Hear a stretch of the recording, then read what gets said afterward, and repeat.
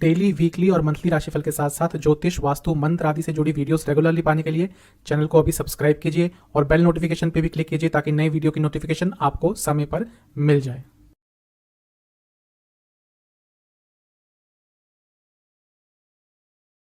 ओम गणेशाय नमः।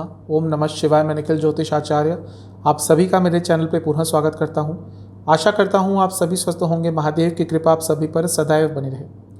यह वीडियो मकर यानी कि कैप्रिकॉर्न के लिए एक बहुत ही महत्वपूर्ण वीडियो है, क्योंकि इस वीडियो में हम मकर के लिए अक्टूबर, नवंबर, दिसंबर कैसा जाएगा इस पर एक विश्लेषण करेंगे। ग्रहों की क्या स्थिति रहेगी, क्या बदलाव होंगे और उस बदलाव के साथ आपके जीवन में क्या बदलाव होंगे, इस पर चर्चा करेंगे। और इसी वीडियो में 10 ऐसी गलतियां भी बताऊंगा जिनको आपने अवॉइड करना है। जिन गलतियों को यदि आपने किया तो आपके जीवन पर नकारात्मक प्रभाव पड़ेगा, और कुछ ऐसे उपाय भी अंत में बताऊंगा जिनके करने से आपके जीवन में सकारात्मकता बढ़ेगी। कहाँ से देखिए राशिफल, क्योंकि सामान्य विश्लेषण होता है। आप लग्न से भी देख सकते हैं, राशि से भी ऑब्जर्व कर सकते हैं। जहाँ से आपको बेटर रिजल्ट मिलते हैं वहाँ से ऑब्जर्व कीजिए। तो आइए शुरुआत करते हैं इस राशिफल का। शुरुआत करते हैं शनि महाराज के साथ। शनि महाराज वक्री रहेंगे 23 अक्टूबर तक और उसके बाद मार्गी हो जाएंगे। धन स्थान के स्वामी हैं, लग्न और राशि के स्वामी हैं। जब धन स्थान के स्वामी लग्न में बैठते हैं तो अच्छा प्रभाव मिलता है, स्पेशली धन के संबंध में, क्योंकि अपने आप में एक धन योग है। 23 तारीख के बाद जब वक्री से मार्गी होंगे, अचानक से बदलाव आएंगे। फाइनेंस के मैटर्स में अचानक से कुछ सकारात्मक आपको प्राप्त हो सकता है। हेल्थ इंप्रूव होगी। कुछ दिक्कत चल रही थी, कोई प्रॉब्लम चल रही थी हेल्थ वाइज, वो सॉल्व होती हुई दिख रही है। और आपको मान सम्मान भी प्राप्त हो सकता है। रुके हुए काम आपके बन सकते हैं। पर्सनल लाइफ में कोई प्रॉब्लम चल रही थी, उसको सॉल्व करने के लिए 23 अक्टूबर के बाद का समय बहुत अच्छा है। तीसरे भाव पर दृष्टि रहेगी, यानी कि विघ्न दूर होंगे, साहस रहेगा, पराक्रम रहेगा, और कुछ यात्राएं जो करनी चाहते थे वो भी इस पीरियड में पूरी कर पाएंगे। भाई बहनों से कुछ नोकझोंक हो गई थी, उसको सॉल्व करने के लिए भी अच्छा समय है। प्रॉपर्टी में भी कोई प्रॉब्लम चल रही थी तो उस वाद विवाद को सुलझाने के लिए भी अच्छा समय है। जहाँ तक सप्तम स्थान पर दृष्टि की बात है, यानी कि मैरिज, शादी के योग आपके अवश्य बनेंगे और उनमें कुछ विघ्न आ रहे थे वो 23 तारीख के बाद दूर होंगे। मैरिड लाइफ में भी यदि कोई प्रॉब्लम चल रही थी उसमें भी बहुत हद तक सुधार आपको देखने को मिल सकता है, क्योंकि 10वें स्थान पर भी दृष्टि रहेगी शनि महाराज की। तो प्रमोशन, जॉब चेंज, इन सब चीज़ों के लिए भी बहुत अच्छा समय रहेगा। धन स्थान के स्वामी हैं, उनकी दृष्टि 10वें स्थान पे है, यानी कि सैलरी भी इंक्रीज हो सकती है और प्रमोशन विद सैलरी इंक्रीज के भी बहुत सारे चांसेस हैं। लेकिन हाँ, क्योंकि मारक भी हैं आपके लिए शनि महाराज, लग्न के स्वामी होने के साथ साथ, तो अचानक से कोई छोटी मोटी इंजरी भी हो सकती है। सूर्य महाराज की तरफ 16 अक्टूबर तक रहेंगे 9th हाउस में।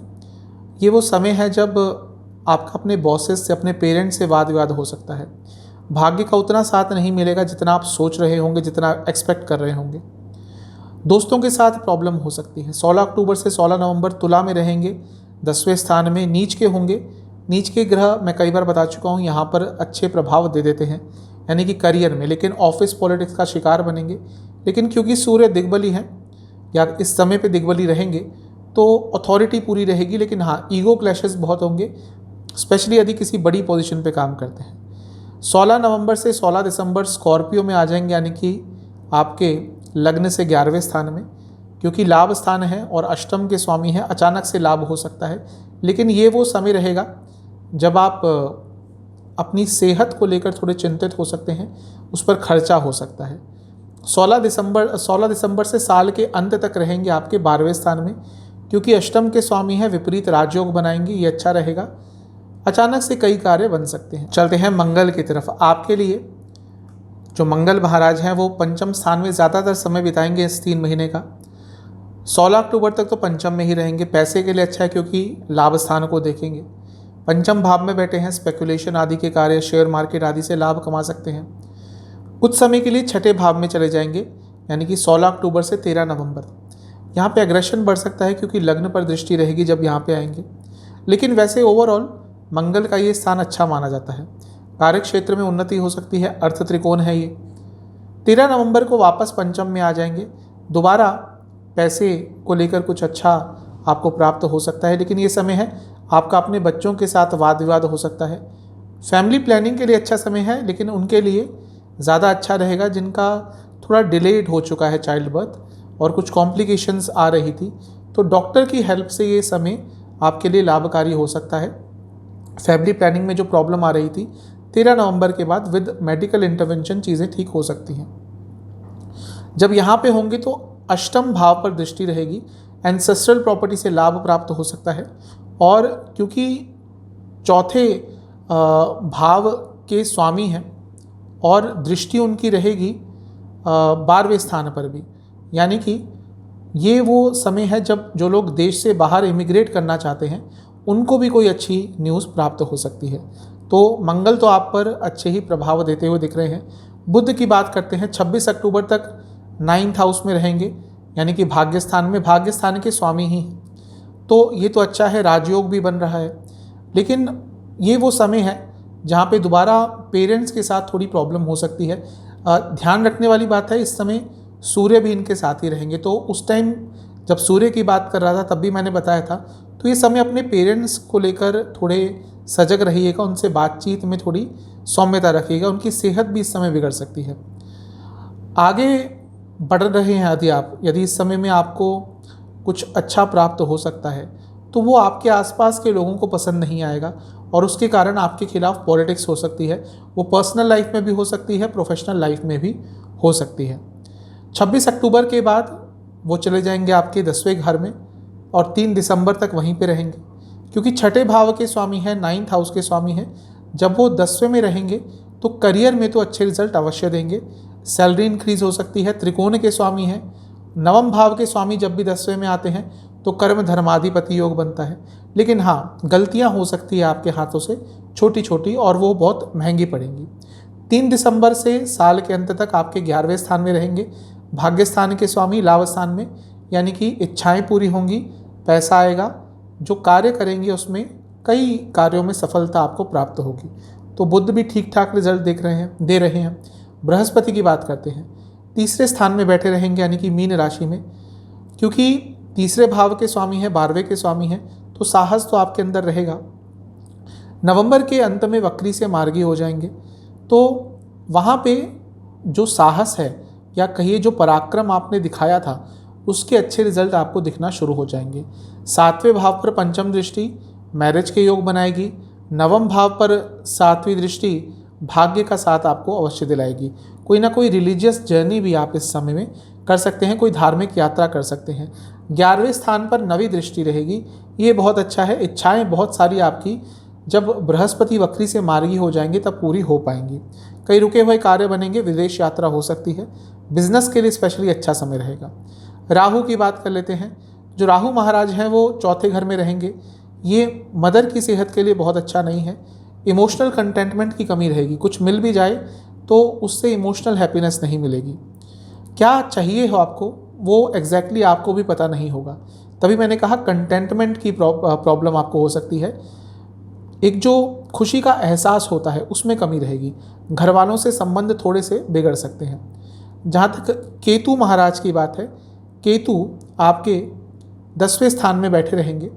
अब केतु क्योंकि उस भाव को अफेक्ट करते हैं जहाँ बैठते हैं, तो आपका जॉब छोड़ने का बहुत मन कर सकता है और अचानक से कुछ इम्पल्सिव निर्णय अपने जॉब के बारे में ले सकते हैं जो आपको नेगेटिव रिजल्ट भी देख सकता है। शुक्र महाराज की भी बात कर लेते हैं, 16 अक्टूबर के आसपास तक वो आपके भाग्य स्थान में रहेंगे, क्योंकि आपके लिए योग कारक ग्रह हैं तो आप पर अच्छे प्रभाव ही वो देंगे।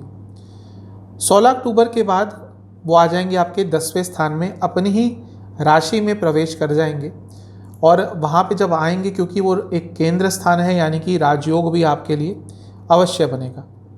क्योंकि मैंने बताया और कई बार बता चुका हूँ कि शुक्र आपके लिए योग कारक ग्रह है, तो कार्य क्षेत्र में जो भी प्रॉब्लम आ रही थी वो इस समय में, यानी कि 16 अक्टूबर से 11 नवंबर तक जब तक आपके 10वें स्थान में रहेंगे, वो प्रॉब्लम बहुत हद तक दूर हो सकती है। इस समय का लाभ उठाइएगा, क्योंकि एक तो राजयोग बन रहा है, दूसरे आपके योग कारक कार्य क्षेत्र में आ रहे हैं। 11 नवंबर के बाद स्कॉर्पियो में चले जाएंगे, यानी कि आपके लाभ स्थान में। अब योग कारक लाभ स्थान में जा रहा है, यानी कि बहुत अच्छे आपको रिजल्ट प्राप्त होने वाले हैं। ये इच्छाओं का भाव है, जब योग कारक इस स्थान में जाता है यानी कि इच्छाएं अवश्य पूरी होती हैं। इसके बाद 5 दिसंबर से लेकर साल के अंत तक धनु में रहेंगे, जो आपका 12वां स्थान है। 12वां स्थान है, लेकिन यहाँ पर शुक्र बहुत अच्छे रिजल्ट देते हैं। मैं कई बार बता चुका हूँ, सबसे पसंदीदा स्थान है शुक्र का। ये वो समय है जब आप पैसा खर्च करेंगे, लेकिन अपनी इच्छाओं पर खर्च करेंगे। और इच्छाओं पर व्यक्ति तभी पैसा खर्च करता है जब उसके पास खुला पैसा होता है, यानी कि पैसा भी आपके पास इस समय आएगा। तो शुक्र महाराज तो आपको बहुत अच्छे रिजल्ट देते हुए दिख रहे हैं। स्पेशली आपके कार्य क्षेत्र में आपको कई तरह के लाभ प्राप्त हो सकते हैं। 10 गलतियों की बात करते हैं जिनका आपको बहुत ध्यान रखना है। सबसे पहला, ये मंगल पंचम भाव में रहेंगे, तो बच्चों के साथ जो संबंध है उस पर काम कीजिएगा। छोटे छोटे आर्गुमेंट्स बड़ा आकार ले सकते हैं। जो लेडीज़ प्रेग्नेंट हैं, 13 नवंबर के बाद जब मंगल वापस यहाँ पे आ जाएंगे वक्री होकर, उनके लिए थोड़ा प्रॉब्लमेटिक समय हो सकता है। छोटी सी भी गलती एक सीरियस प्रॉब्लम आपको दे सकती है, तो ध्यान दीजिएगा। बृहस्पति तीसरे भाव में है, साहस थोड़ा ज़्यादा ही हो सकता है, स्पेशली 23 नवंबर तक जब तक वो वक्री हैं। गलत जगह पर साहस का उपयोग करेंगे और गलत प्रभाव पाएंगे। केतु जो कि 10वें भाव में होंगे, कभी कभी आपको अचानक से जॉब छोड़ने पर मजबूर कर देंगे। अचानक से मन में आएगा मैं क्या कर रहा हूँ, इसको जॉब को छोड़कर कोई ऐसी जॉब पकड़ता हूँ जो मेरे लिए अच्छी हो, जो मेरे को सूट करे। लेकिन इसी गलती में शायद एक लंबा समय आ जाए बीच में जब आपको जॉब मिले ही ना। तो इम्पल्सिव निर्णय नहीं लेना। राहु चौथे भाव में है, अपने घर वालों को लेकर थोड़े परेशान रहेंगे। आपको उनकी बातें नहीं समझ आएगी, उनको आपकी बातें। शनि महाराज लग्न में बैठेंगे।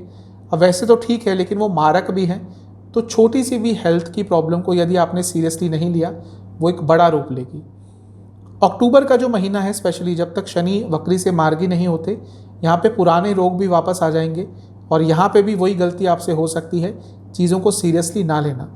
मंगल की 8वें भाव पर बहुत समय तक दृष्टि रहेगी। कोई दुर्घटना हो सकती है 13 नवंबर के बाद, तो वाहन चलाते हैं तो बहुत ध्यान से चलाएं। राहु क्योंकि चौथे में है, तो आपका अपनों से धोखा आपको प्राप्त हो सकता है, तो ज़्यादा विश्वास किसी पे ना करें। और इसके साथ ही शनि महाराज क्योंकि धनस्थान के स्वामी है, लेकिन अपने से 12वें में आए हुए हैं यानी कि लग्न में, तो खर्चे भी अचानक से बढ़ेंगे। उन पे कंट्रोल नहीं कर पाए तो आपके लिए ही प्रॉब्लम होगी। तो उपाय जो आपको करना है, सबसे पहले आपने शनिदेव का जो मंत्र है, ओम नीलांजन समाभासम रविपुत्रम यमाग्रजम, इसका 108 बार जाप करना है। ये कब करना है? आप इसको अक्टूबर से पहले किसी भी शनिवार को कर लीजिएगा या मंगलवार को कर लीजिएगा। तो जो मैंने बताया 108 बार पहले आपने जाप करना है नीलांजन समाभासम। उसके बाद आपको बजरंग बली की आरती उतारनी है, जो भी उनकी आरती आपको प्राप्त हो जाए। आरती कैसे करनी है? एक कपूर लीजिएगा और उसके ऊपर कुछ लौंग के दाने डाल दीजिएगा और फिर आरती उतारिएगा। और फिर बजरंग बली को एक नारियल का और एक मीठे पान का भोग लगाइएगा। ये उपाय कर लीजिएगा, आपके लिए बहुत अच्छे रिजल्ट अवश्य प्राप्त होंगे। आशा करता हूँ वीडियो आपके काम आएगी। चैनल पे नए हैं, सब्सक्राइब कीजिए, वीडियो को लाइक कीजिए। मिलता हूँ अगली वीडियो में, तब तक के लिए ओम नमः।